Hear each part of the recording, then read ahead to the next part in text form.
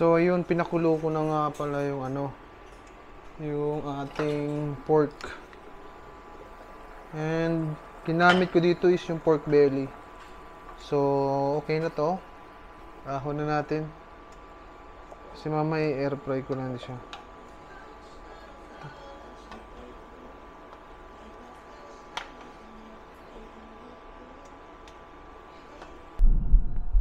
Lagyan na natin yung pork natin.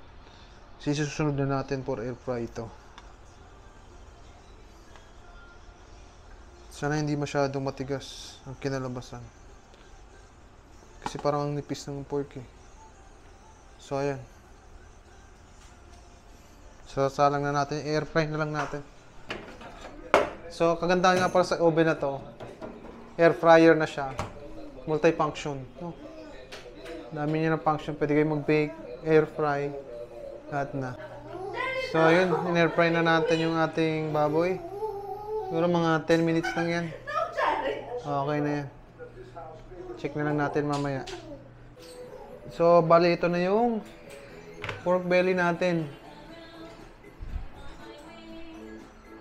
Hindi natin yung crispy. Yeah.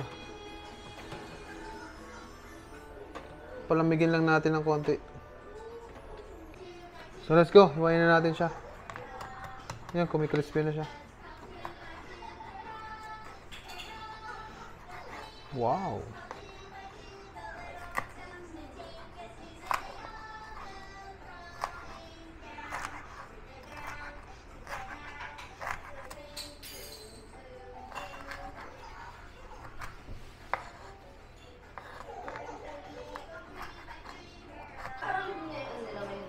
So ayun, lutuin na natin.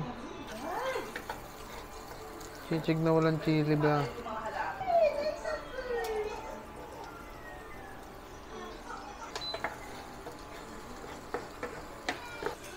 Ayun, lagyan na natin ito.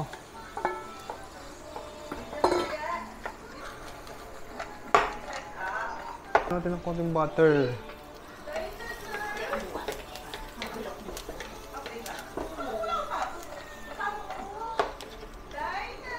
Ayan, diba? Sisig na ulam. Sili.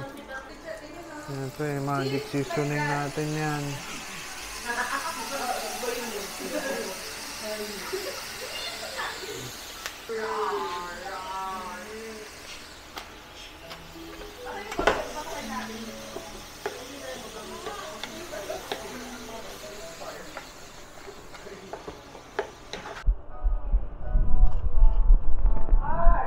Finish na natin ito.